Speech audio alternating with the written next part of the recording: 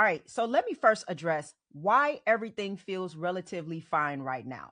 So here's the thing that most people do not understand about how oil moves around the world. When you flip on a light switch, the electricity is there instantly. When you turn on a faucet, the water arrives immediately.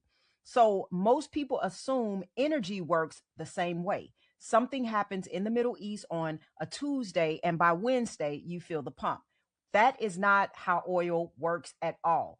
Oil moves on ships, and those ships are enormous. They're big ships. We're talking about vessels carrying 2 to 3 million barrels of oil each, structures that are so massive and so heavy that they move at roughly the speed of a slow highway drive.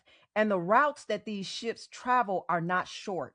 Oil leaving the Persian Gulf headed for the United States travel around the entire continent of Africa or through multiple transit points before it ever reaches a refinery on American soil. That journey takes weeks and sometimes even longer, which means right now, today, most of the oil sitting in American refineries and gas stations was loaded onto a ship before the current conflict escalated. It has been traveling the entire time. The supply chain that's delivering your relatively stable gas prices right now was set in motion weeks ago before things got serious. And I know some places are experiencing higher prices than others, but most of the world is still running on oil that was already in transit before the disruption began.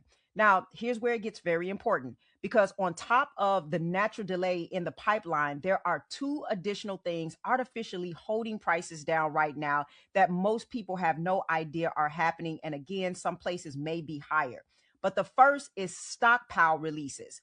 A group of major oil consuming nations recently agreed to release hundreds of millions of barrels from their emergency reserves into the market simultaneously. Now, think about what that means. Emergency reserves exist for exactly this kind of situations. They are the buffer. And right now, that buffer is being actively drawn down to keep prices from spiking to levels that would cause immediate panic. The second is market psychology.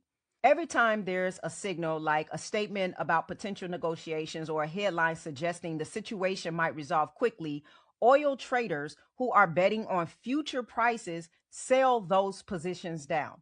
That selling pushes paper prices lower, which is the number that you see reported everywhere as the price of oil. So the number most people are watching is being influenced not just by actual supply and demand, but by the emotional reactions of traders to every piece of news that comes out.